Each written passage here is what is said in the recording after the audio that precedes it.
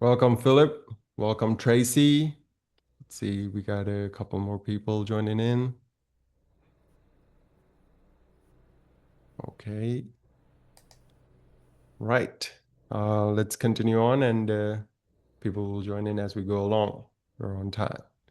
So, good evening and welcome to tonight's Thriving Dentist Expert Panel. At Thriving Dentist, we are dedicated to helping dental professionals build practices that are profitable, less insurance dependent, and deeply fulfilling.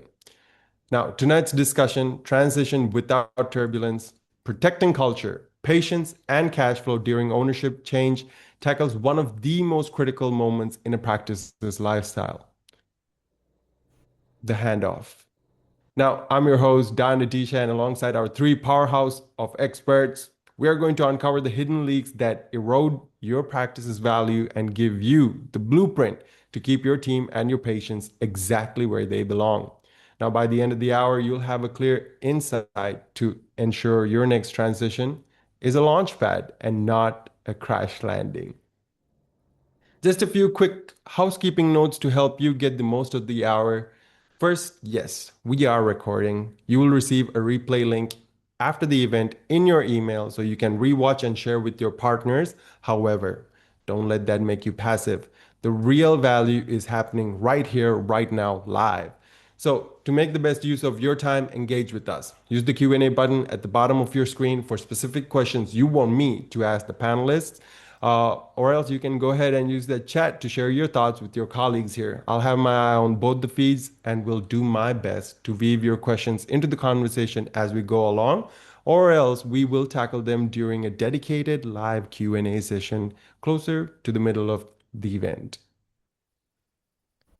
Now, this event is made possible by our sponsor, Echo Marketing, founded by Naren Arulraja, the very same co-host of the Thriving Dentist podcast alongside Gary Takas. And for 18 years, Echo has been one of the most trusted digital marketing organizations in healthcare across North America, currently supporting over 500 active practices.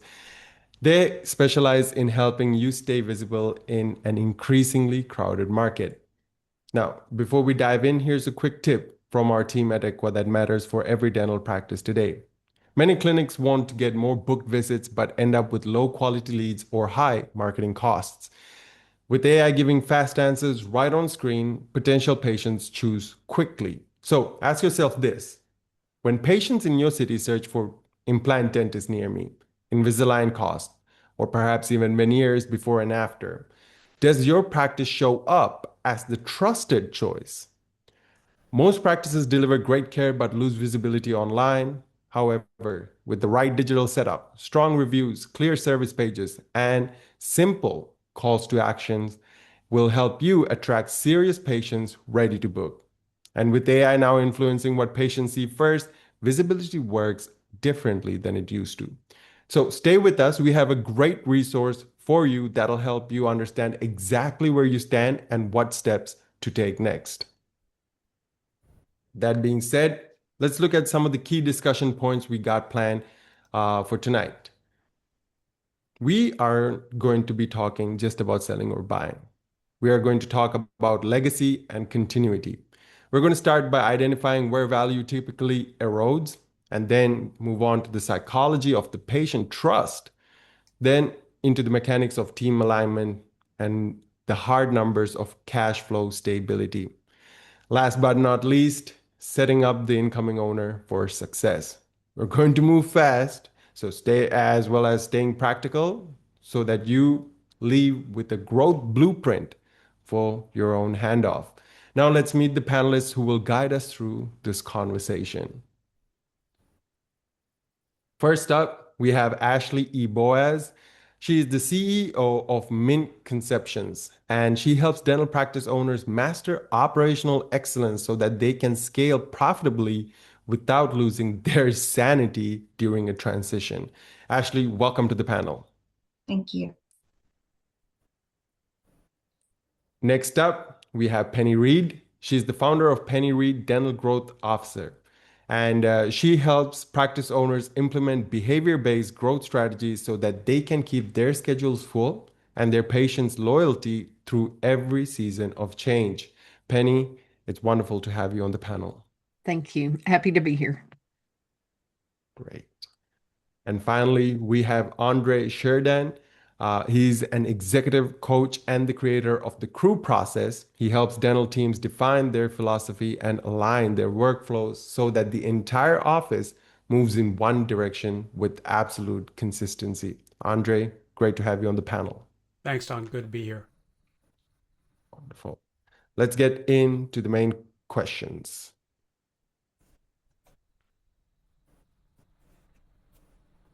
Right. So the first question I have is for you, Ashley. Where does practice value typically erode in the first 12 months post sale when culture and operations shift under new ownership? Over to you, Ashley. So we see several areas change. You could have a drop in case acceptance where there's a change in the trust level with patients, with your team. They might not be presenting as much. You might have a new provider that doesn't schedule as densely as the old provider did. Maybe they're not as efficient as the old provider. You could have billing snafus that happen in that transition period where you're working out the kinks with insurance. So there's several areas, but the biggest one we see is with patient loss and team attrition. And so Mm, a lot of times they're bought into the old ownership, the old way of doing things. And there's a certain level of, I expect this from my employer. And so there's uncertainty whenever you have this change. And because we tend to follow others, some of them may even consider just a fresh start for themselves, patient or the mm, employee. So there could be many reasons where they're looking for something else. The mm. goal is to position it from, this is going to benefit you and here are all the ways, this is how this is going to work out in your favor, trying to be proactive in addressing their concerns so that you retain that team, because obviously you're buying a profitable, we're going to assume profitable practice. Then you're wanting the patients and the employees to stay. So trying to pose it from, this is good for everybody involved and how you vetted the new owner and how this is going to be a good transition for everyone. So try and frame it from a positive light. It really doesn't matter which way you're selling.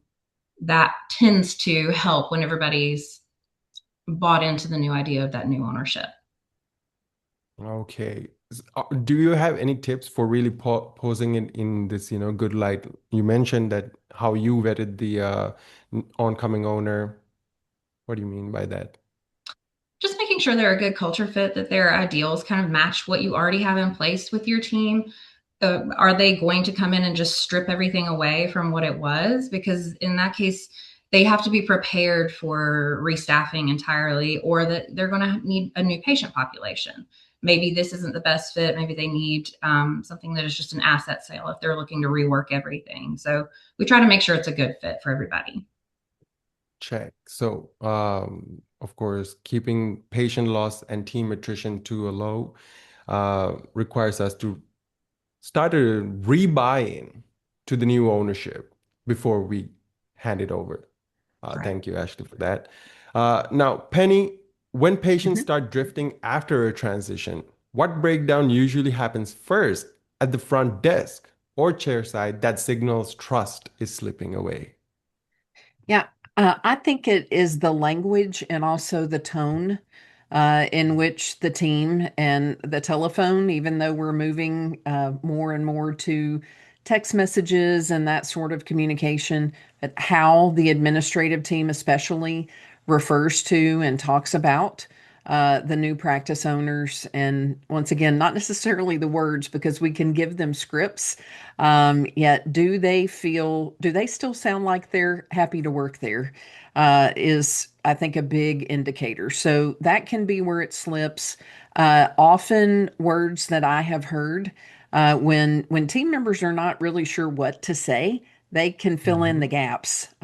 Unintentionally, they may say things like, the new owner, oh, we're changing a lot of things, or I'm not really sure about that yet. So I think number one, being sure, like what Ashley said, the team needs to feel like they're important And if they feel Mm. important, then they'll be more open to, oh, okay, this is how we're going to do things. And our patients are important. So, uh, being sure that they've got specific, confident language to use, Mm. not only at the administrative area, also every single patient contact in the office. So, chairside with the hygienist, booking the next recare appointment, how the hygienist, if this is a practice that has hygiene, is introducing that new doctor to the patients is huge. So if they sound excited to make that introduction, that can be super helpful.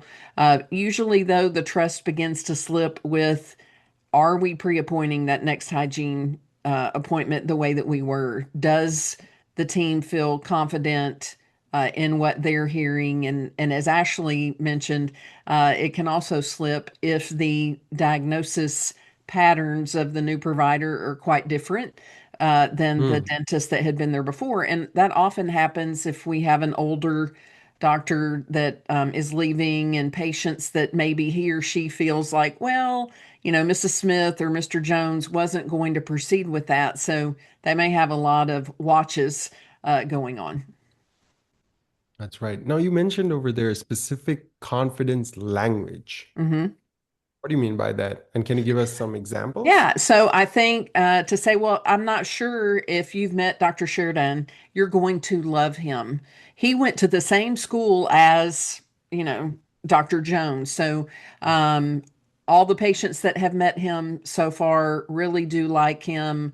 So language that fits whomever the provider is, or, hey, they're a New York Jets fan just like you. Mm. And it really comes from, again, you can give them the words to say. It's that feeling that they get in their gut. And if the team feels more certain, then they can convey more certainty to the patients. I like that. Convey more certainty to the patients. So, first of all, the team absolutely needs to have that certainty to be able to convey it to the patients. They need to feel that like they're important, Hmm. unless that was not the plan. And Ashley said that's a completely different type of transition. And they need to feel like they're known and that they've been listened to, and then they'll have that belief that they can pass on to the patient. Really appreciate the signals over here that you mentioned, Penny. If anyone is talking about the new owner changing a lot of things, to understand that's not the language you're looking for. Really appreciate that. Mhm. Now, Andre, what patterns show up in teams that stay intact through ownership change compared to those that lose key people early on? Well, in my experience, one of the things that I see most often is if the if the office already has in place what I call my the four P's: people, Okay. process, profitability, mindset, and philosophy. If those four P's are in place, then typically the patterns you see are that the team becomes stronger. If those four Mhm. P's are not in place, we see that people become self focused. They want to do things their way. And that's where we start to see the breakdown of patterns. We see that people will go to self versus team, and that, as Penny said, they'll start to create their own language for how they do things versus a process in place. It goes from the Big Mac to we make it any way we want. you know, there if that process is in place ahead of time, and that new owner takes that process forward with their own take on those processes, then the team stays intact. Otherwise, Mhm. people go to their own corners. Now, what if there wasn't initially a set in stone process, right? Now you've realized you're on the webinar and you're thinking like, oh, you know what? Andre is making a great point. I want to put like processes here and there. How do I get the buy-in from the team? Well, that's a tough one, and I've been in this industry over 40, almost 40 years. One of the things that I've seen is what we did pre-COVID and what we're doing post-COVID has changed dramatically. Mhm. Lifelong dental employees are different than they were pre-COVID. I mean, it's a weird line in the sand to make, but things are different and people are different. You know, long-term employees in any industry is a different mindset. So setting these things up ahead of time, we have to look at the why people are working, and it's more about the why I do the job and not the job that I do. And those things have to be in place, as Ashley is an expert in. Putting those things in place before the transition happens is the key to success. Mhm. Check. With regards to defining processes, through an SOP or whatnot, do you recommend putting the why in the manual itself, or is that something you would communicate verbally? The why has to be there. But the issue is, and I think we've all seen this, is typically somebody writes this mission statement that goes up That's on the right. wall that nobody can express. Nobody understands. It's written in calligraphy. Nobody writes in calligraphy. So nobody in the team understands that. That's why my company is called Crew. I don't even believe that team is a real thing. I think we are a Mhm. crew that all rows together while we're on the boat. And when we're off the boat, we can be our own people. But when we're on the boat, we have a common vision, we have a common goal, those kind of things. Those things are easy to establish, but Mhm. the rest of it is all just flowery language that breaks apart when ownership changes. So it has to be more Check. common than that. Okay, so something that I gathered over here, very beautiful word that you chose, express. So if those patterns are showing up, uh, perhaps that is a pattern that shows up in teams that do stay intact. They're able to express that vision and mission in their own way, that because they have really absorbed it.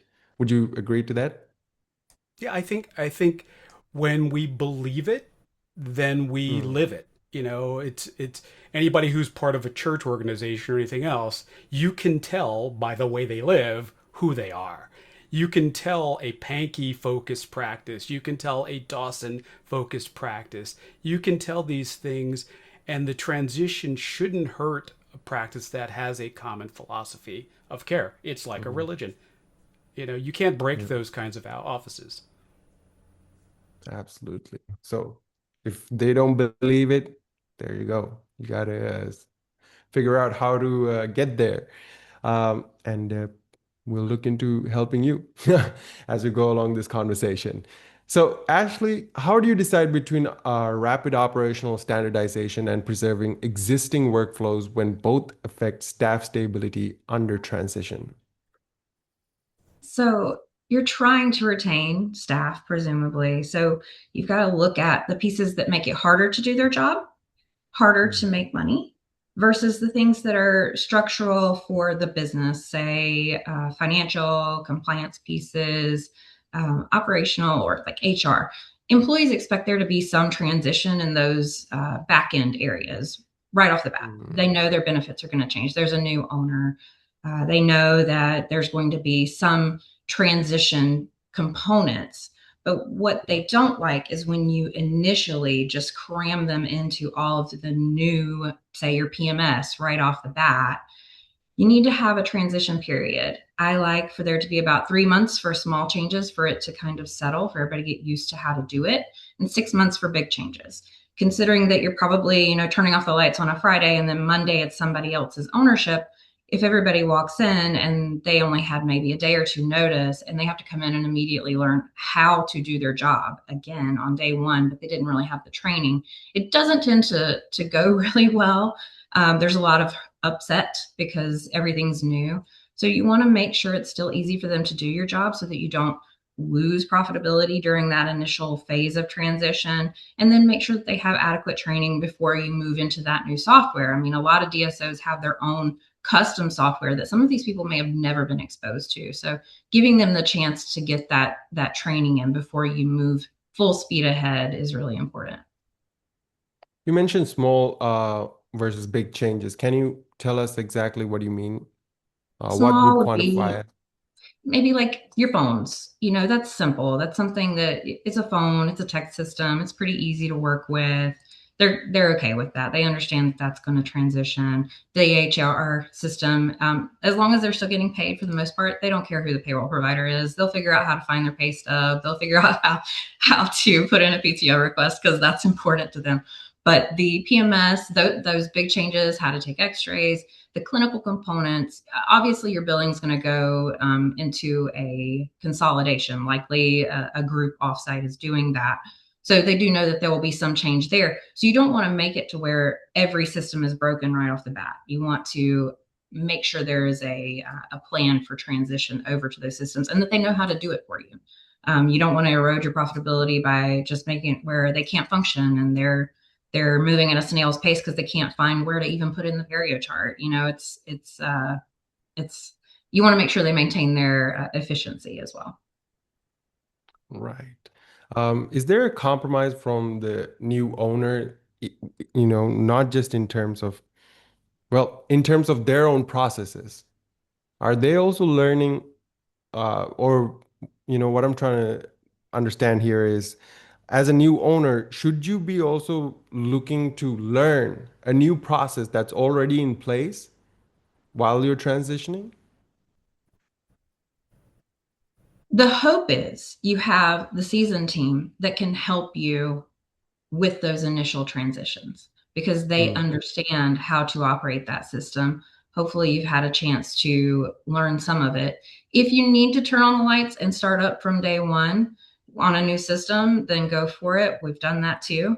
It's just got a lot more hiccups. It's not as clean. But yeah, the hope is that the season team can help you with that transition and finding things instead of the blind leading the blind, right? absolutely. That's what we are looking for, that smooth transition. Um, Now, Penny, what decision logic guides who communicates ownership change to patients first when trust is fragile?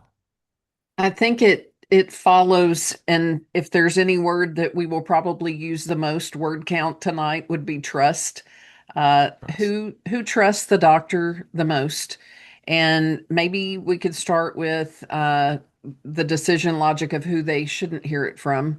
We really hope that most patients hear the news not from other patients. It either needs to be from the team or from the dentist. So I would look at those patients, the lifelong patients, especially if this uh, practice owner has had the practice for years. There may be a few, as soon as the decision is made to announce it, there may be a few patients that he or she actually wants to call. I'm not saying a ton, but there may be a few of those. The other is really talking with the team and making sure because the team will be the ones that are answering the questions. I've been through not only practice transitions, also business transitions, and you put a surprised team member or team members on the front line with hundreds or more of the patients, and if they don't feel good about or they don't feel kind of goes back to the first question, they don't have the information, then that can be pretty troublesome. So yes, there needs to be an announcement or a letter that goes out.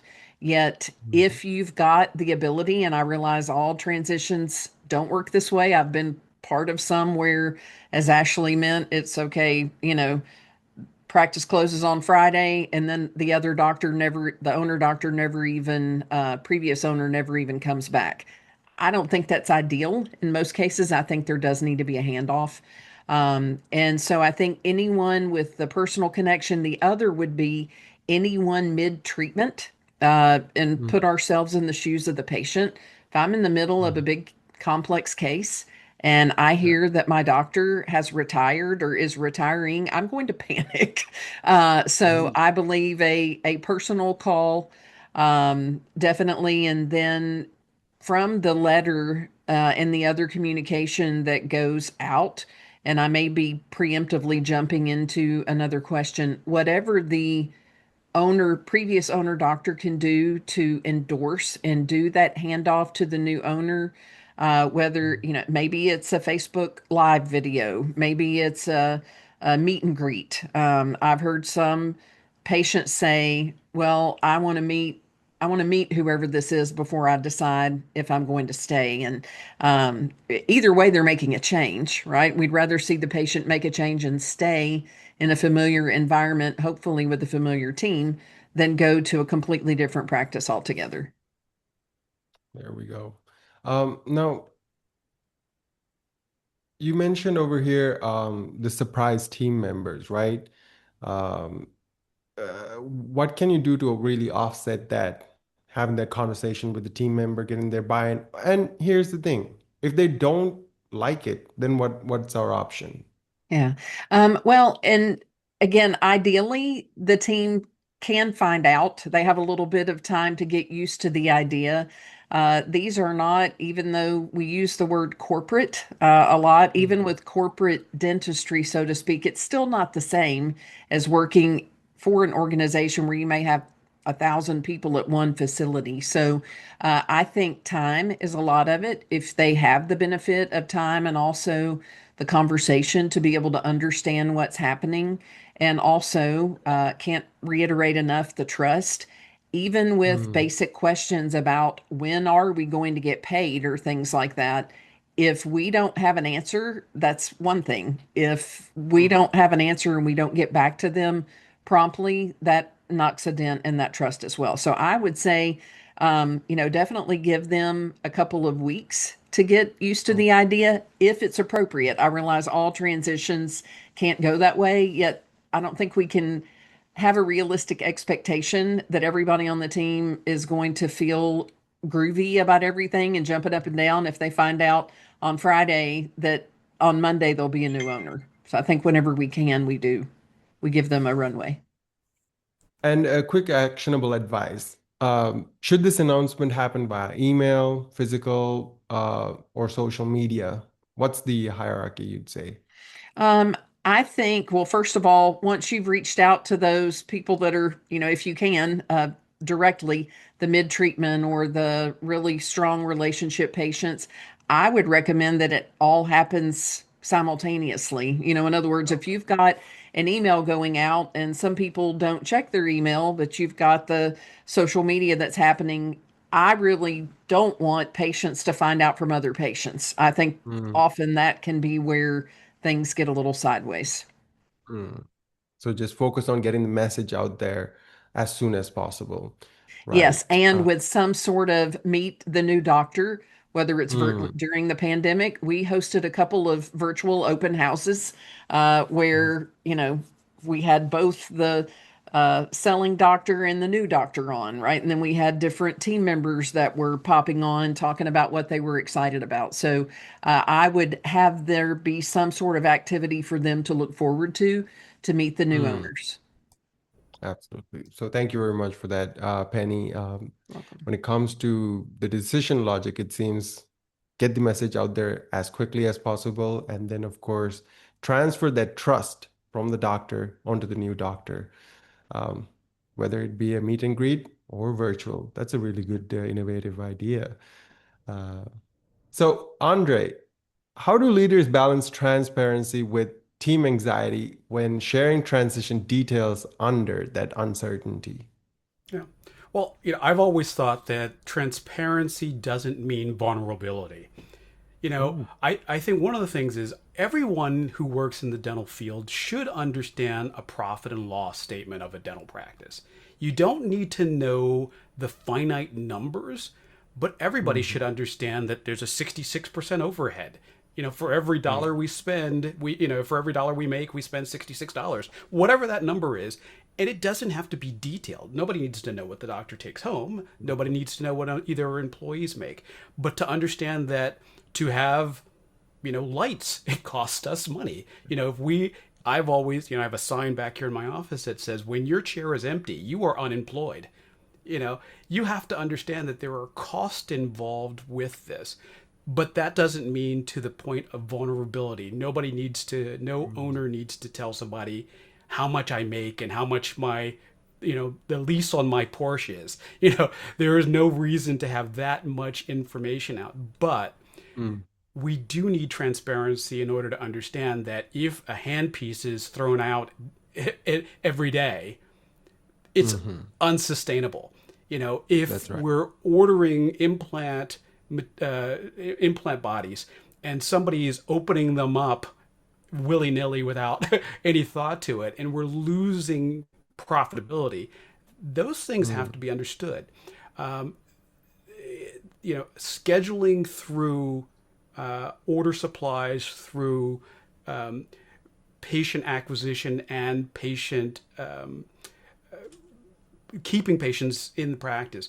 All those things should be understood in a financial way, which allows for transparency without detail.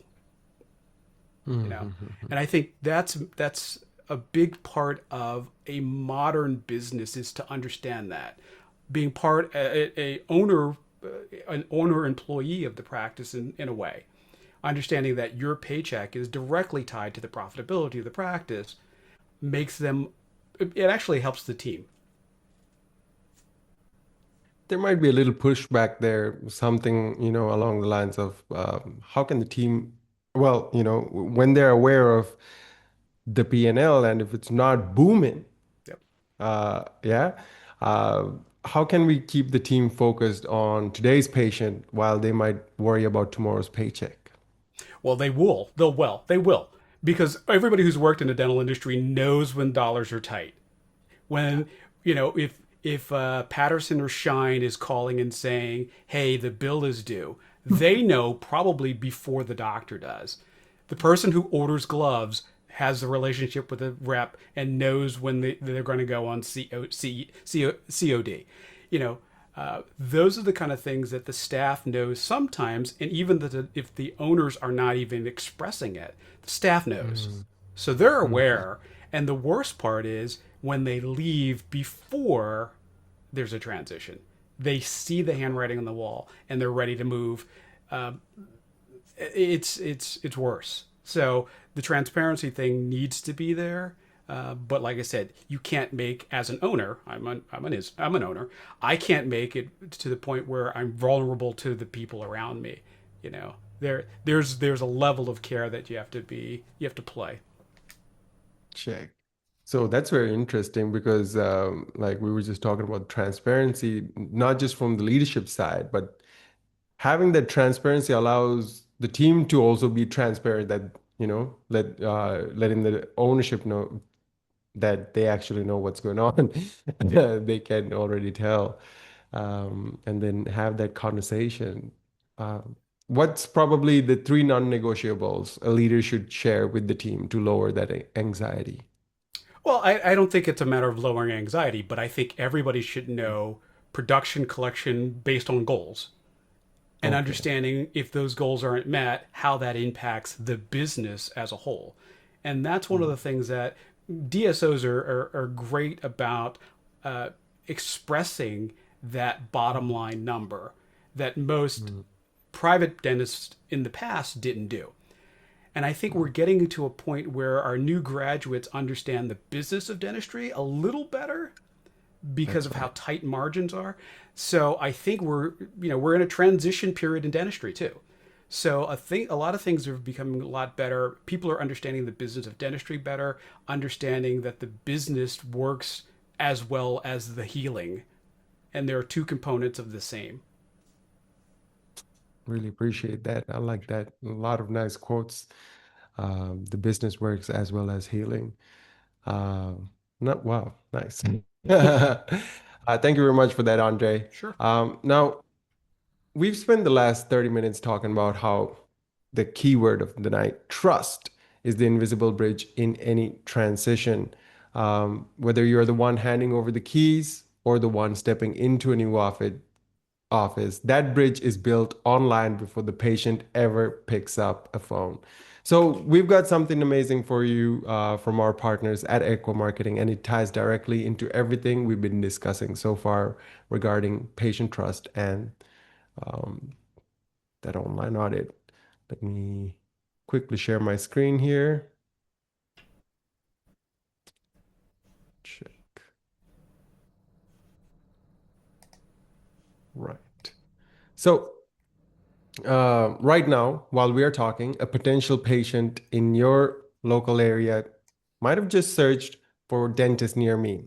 another best dental implants, and another emergency dentist available now, or any of the services and treatments that you offer. Now, the important question here is, did your practice show up? Did your practice show up? Because if it didn't, those patients just went somewhere else. And no amount of operational streamlining or transition planning could fix a patient you never get to meet. So that's exactly the problem that echo marketing solves. And for over 18 years, they've helped more than 900 dental practices become the first name in their ideal patient finds and trust in their own local markets. So tonight, as a token of appreciation for registering and being here with us, they're offering everyone in this session a complimentary practice growth session. So here's what's going to happen in that meeting. Equa's team will spend 4 hours before you get on the call researching your online presence, your competition, your local SEO, everything. You show up and they'll walk you through exactly where you're losing patience and revenue. And here's the most important kicker, what to fix first. It's usually a $900 valued session, yours tonight at no cost. So go ahead and scan that QR code on your screen or click the link in the chat right now. It'll take less than 60 seconds to book, zero commitment. You're just reserving your spot. And look, I know you're thinking, is this worth my time? Here's perhaps how I'd think about it. The only thing you're risking is an hour. There's no obligation whatsoever. But the thing you're risking by not doing it is another year of competitors showing up when your clients search and you don't. So, don't you want to give the best care to your best patients? Well, then find out how to show up in the first place. So, genuinely, I encourage you to grab the link, book your session with Equa. It'll be time well spent. Right.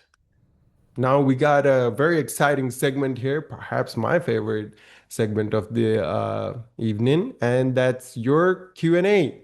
Uh, Now we are opening up the whole floor for anyone's questions. If you got questions, just drop them into the chat or else the Q&A button there, and we'll answer them right here live.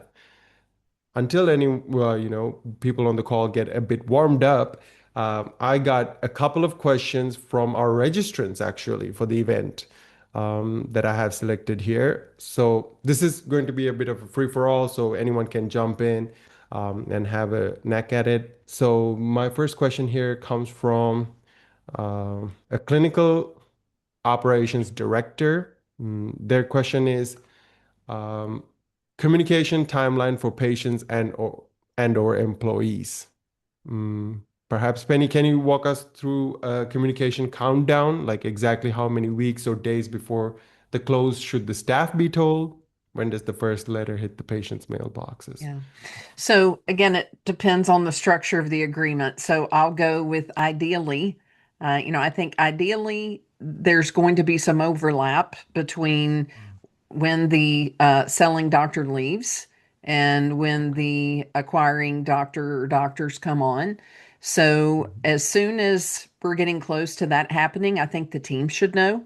The team should find out. So I would say if the selling doctor is going to stay for 90 days, I think several weeks at least before the existing team should find out. And I would get the team comfortable with the situation before I announce it to the patients because, and let's just say 2 to 3 weeks, they're going to be the primary ones fielding the phone calls, answering the questions that the patients have. When the doctor goes out of the room, it's like, okay, well, do you like him or her? And should I stay?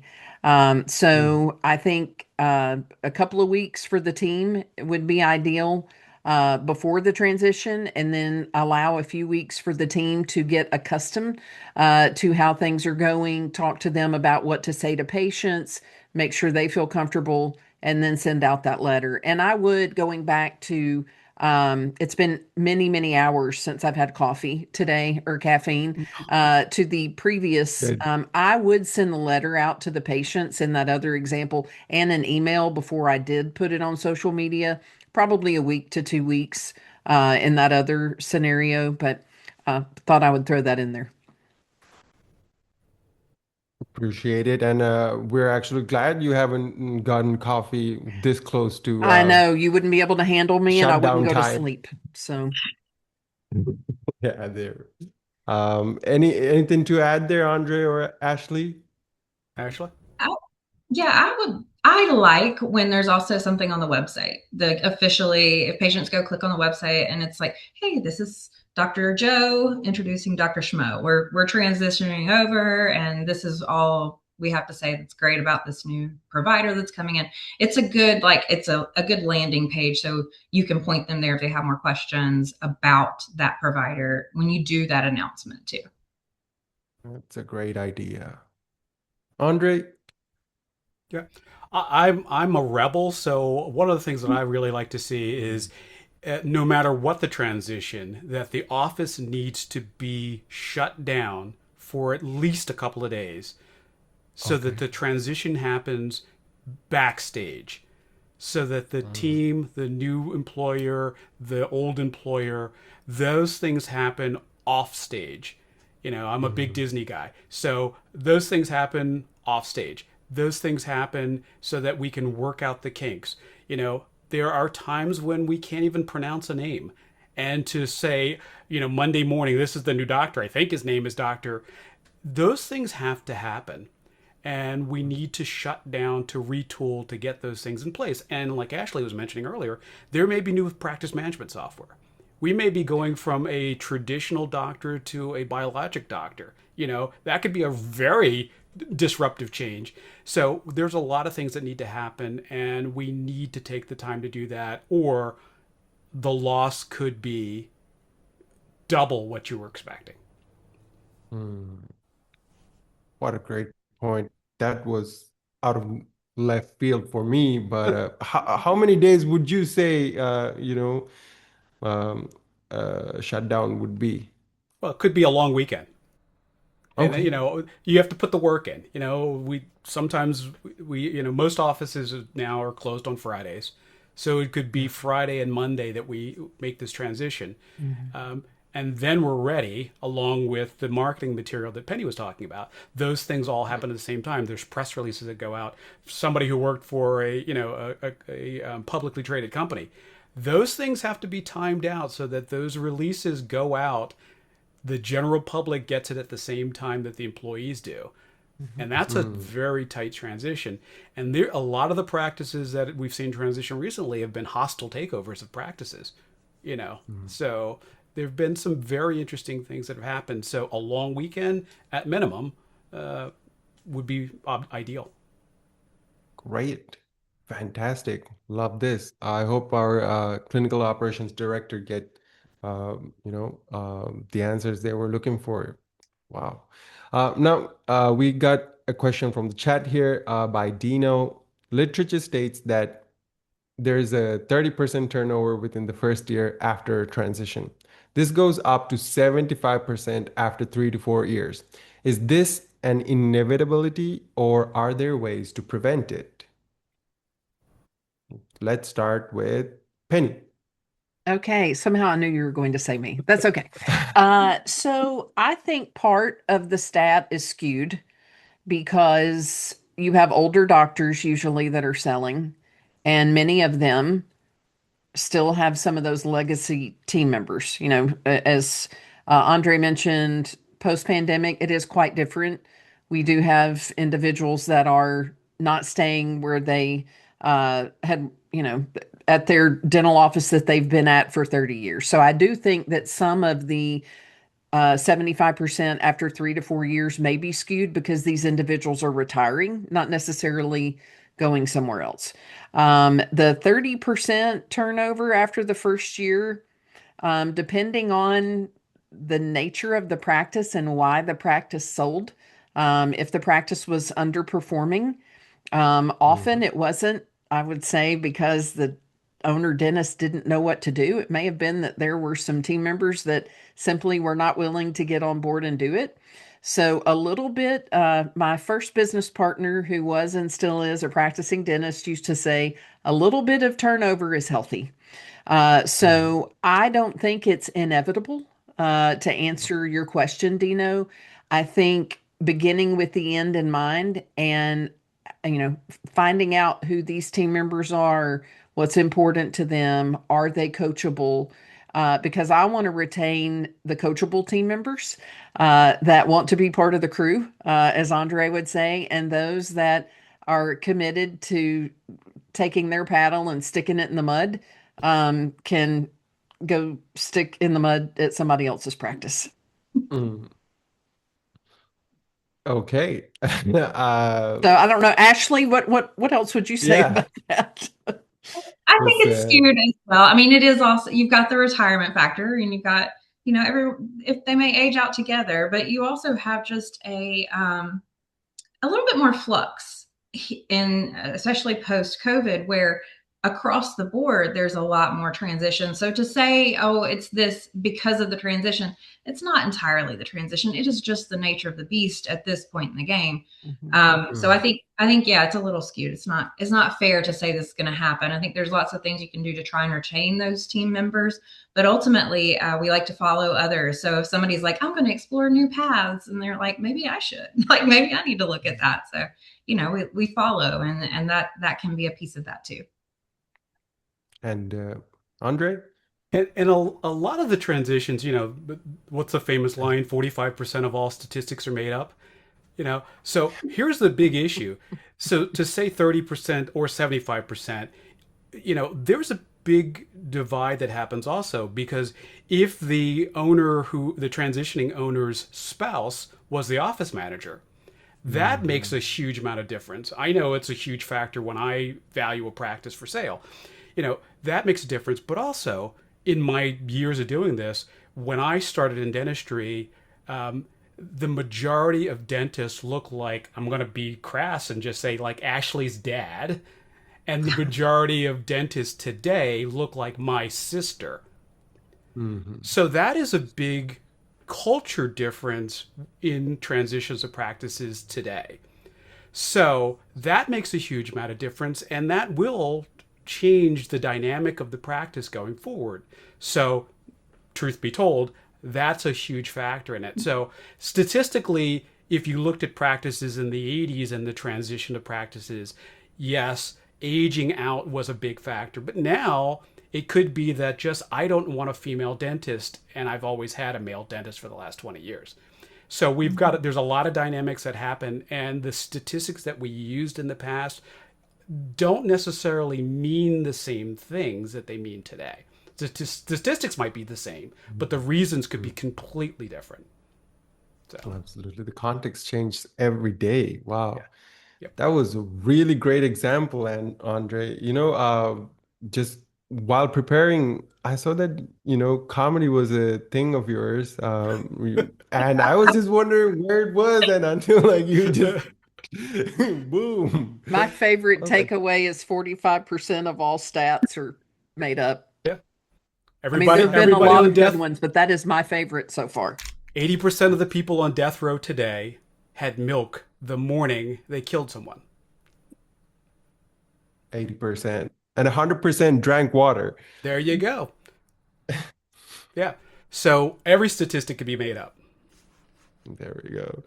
Okay, that's amazing. One final question from one of our registrants here, and then we'll keep a move. Let's see. Ah, this is an interesting one. This is from an associate dentist. How to maintain the staff and patient base and cash flow post-transition without any help from the sellers. Andre, maybe you would like to start this one off.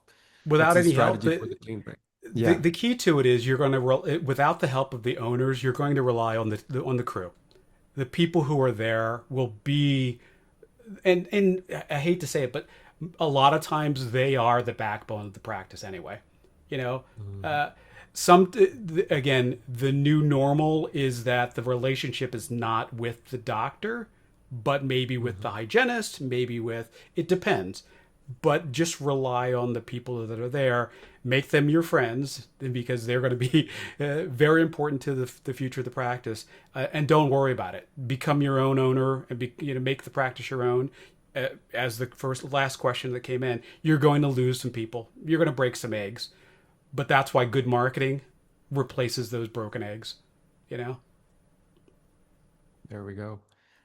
Ashley, Penny. Ashley, do you have I anything to add on? When I've dealt with this in the past, if you're wanting to just transition and it's like, I'm done, I don't want to deal with this anymore, the old owner's out. You need a team. You do need the team that's on site, but you also need the support, the offsite support of people helping you get the back end things done for it to continue to flow because you're not going to do it overnight by yourself. It doesn't happen. There's no way by yourself, truly. And so being open to that support, even if it's just during the transition phase, you've got to be open to that. Mhm. And then I think depending on the scenario, like Andre said, you build, you make this your own crew. If it really is a goal of yours to retain the team, and once again, I think that whenever you can, that's awesome. All teams, all crews are not created equal. So I think Mhm. it's very important to get to know who they are, what's important to them. And even if there's not that transition time, make time for some team building. Find out as a team what's most important to them, as far as patient care goes, as far as how they do team, and not necessarily come up with a mission statement, but come up with some, hey, these are like 3 to 4 things that are really important to us. We'll respect each other. We respect our patients. We want to have open and honest and supportive communication, and not necessarily, well, hey, I'm the new owner and this is how things are going to be. Yet do some things to find out who they are. When people feel cared about, and respected, then they tend to respond better than when they're simply told what to do. That usually gives you a potentially short term compliance while they're updating their resume and looking for Mm, some other place to go. there we go. Why go to another place when you can stay here and really level up with the same team, but each to their own. Um, Now, we're getting into some of the future commitments here, the last round of questions. Ashley, which early operational number signals cash flow instability fastest during a transition under billing system changes? So I like to keep an eye on obviously aging AR and claims, but that's going to be a long term. You're not going to see that. Anything that's unsubmitted or unsent claims, those are going to bog you down faster. You're going to see that lag in cash flow. The other numbers I like to keep an eye on are the treatment acceptance. So if that's starting to drop, say your team isn't presenting as much or your patients aren't as accepting as much because there's been a little bit of that trust change, that can reduce the cash flow in the immediate and the long term, because if they're not producing in the now, you're not going to see it later. You're not going to see that current cash flow of patient pay at the time of service. So overall, I like to have conversations before the system breaks. So how does this need to be communicated so those claims do get processed in a timely manner? You often see there's a breakdown in that billing cycle transition where you went from going down the hall to talk to Brenda about sending this claim. You forgot this piece, maybe, the seat date from the crown or the original date from the original crown. But now it's an offsite process. So you have to recalibrate. And how do you need to communicate? So a reconciliation report or having a way for the clinical team to communicate with the clerical team is really important. But everybody needs to know how this needs to happen before the transition so that there's clarity on the expectations and the communication pathways after the transition. Mhm. Hmm. What's the ideal time like? So once the deal is done and the current owner is aware of how things are going to move forward according to the process, is that the time when he or she should come and have this conversation with the team on, okay, moving forward, this is how things are going to go? Or is there another point in time when they should have this conversation? It depends on what is agreed upon between That's right. old and new ownership of when they're allowed to disclose. But after that point, I think giving your team a heads up, and if you have the opportunity for pre-training, fantastic. If there's an ability for that transition period, like Penny was saying, where you've got the old and the new kind of meshing together, that's fantastic too, so that those gaps can be found early. But it's really up to when you're allowed to Yeah. disclose. Yeah. Okay. But that key word right there, pre-training, if you do have that in place, you can really make your transitions a lot more smoother. Of course, after the fact that you disclose when you are allowed to do so according to the agreement. Now, Penny, what frameworks help determine which relationships the outgoing owner must personally transfer before stepping back? Okay. Uh, This a little bit of this ties into what we talked about before. The personal, the long-standing patients, families, the champions of that's the practice for sure. That the doctor wants to be involved or should be if they're really got some skin in the game and this transition going well. And then the specialists, so the practitioners that the selling doctor has been referring to or has gotten referrals from, key vendors, lab partners, um, doing a warm introduction can be helpful. And then operational, a lot of this would be taken care of in the agreement. So, the payroll, insurance contacts, software vendors, any of those, the IT company, that would be appropriate. So I think would this patient call the doctor if something went sideways? Now, we would always have the certain patients that call the doctor even when they shouldn't, right? They think they need to call the doctor for everything. Or does the practice's reputation or cash flow or something related to the transition depend on this relationship? So that would be what I would look at is the personal, professional, and then operational. And you know, dentistry is a relationship business. And I realize with some transactions and transitions, it's not necessarily a relational transition. It may be, more than an asset purchase, but that part may not be there. But I think whenever possible, especially for the buyer to ask for some of those things is super important for that handoff. Oh, okay. That's amazing. That's a great checklist that you've just given us. And of course, it's at the end of the day, we're in a service business and then, of course, a relationship business as well. So that's key. Now, Andre, in the first week under a new owner, what conversation with the team sets expectations in a way that people actually align to? Well, the key word there is align. And I start every coaching call and every conversation I ever have with any doctor with, again, my 4 P's: people, process, profitability, and philosophy. Getting those 4 P's in place sets the tone for alignment. I need to make X number of dollars a year in order to be in business.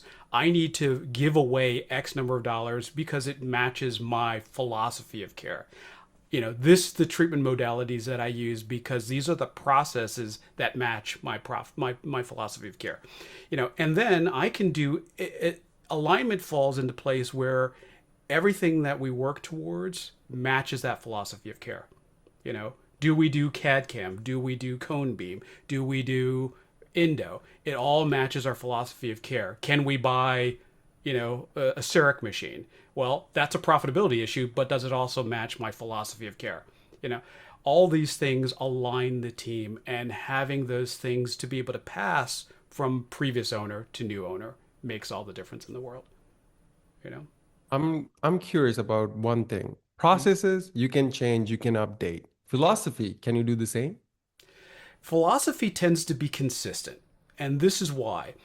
if your and again, it depends on the person's philosophy. Yeah, But if absolutely. philosophy of care is we take care of the patient, or and it has to be that general, we make patients smile. Okay, Mm, that's an Andre kind of thing. We make patients smile. That could mean lots of things. That could mean that we're into very cosmetic dentistry, but it could be emergency care. It could mean that we are the budget answer to our neighborhood. But if the philosophy of care is consistent across all the staff, then it could be passed from owner to new owner to new owner to multiple locations. amazing. Is there a quick way to figure out like what their philosophy of care is, like what your team's philosophy of care is? I ask a very simple question. If we're on an elevator together, the elevator pitch. Tell me about your practice in 6 words or less, and we only have 2 floors. Go. And if they can't do it in 6 words or less, if it's not, uh, you know, uh, absolutely positively has to be there overnight. If it's not something like that, if you can't say, the greatest place on earth, then you don't have a philosophy. Mm, If the word sure. composite has to be in that philosophy, it's not a philosophy.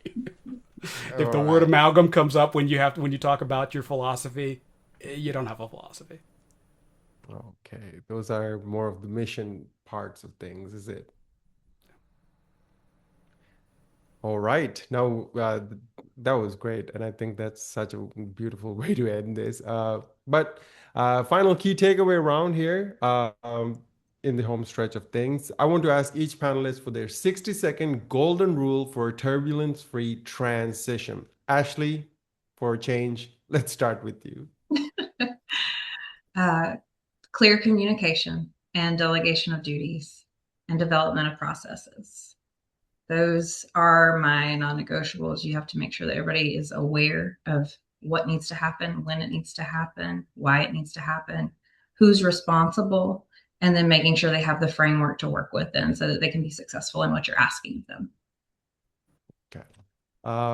Penny, how about you? So what Ashley said, and um, I think relationships. If it's important to us that the team stays, then we need to make the time. I don't necessarily mean we have to take them, you know, each on an individual full day outing.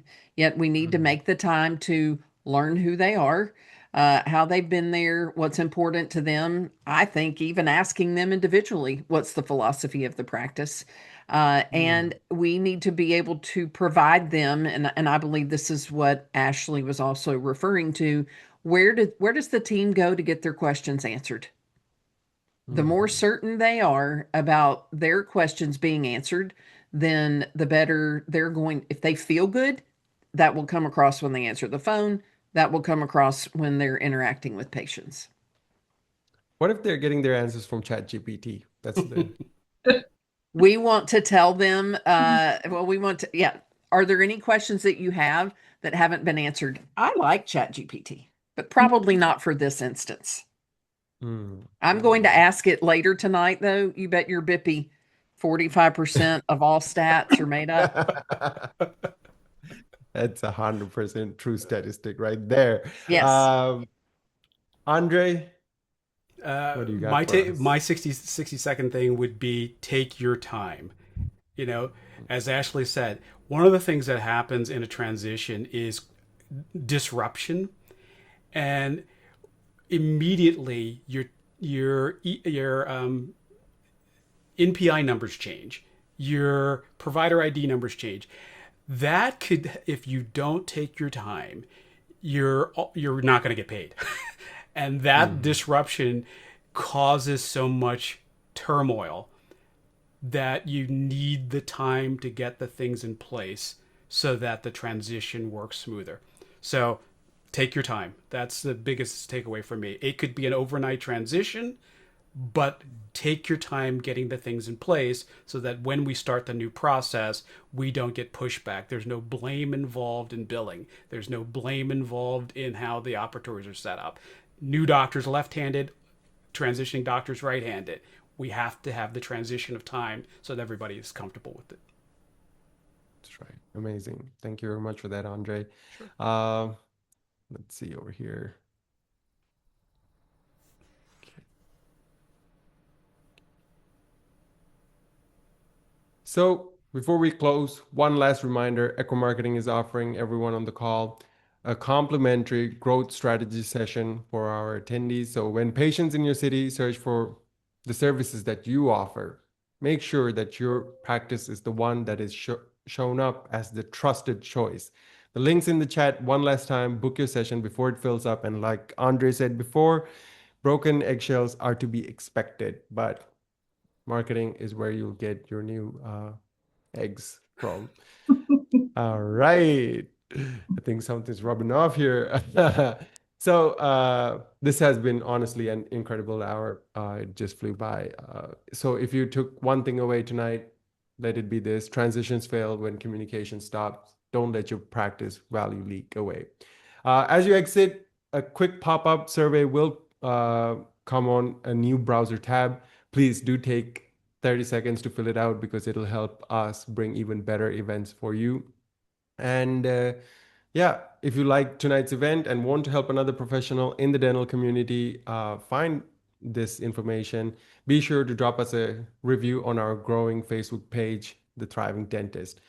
With that being said, panelists, do please stay on the line for 2 minutes more for a quick live debrief. Attendees, thank you so much for your time, your passion, and for everything you do for your patients.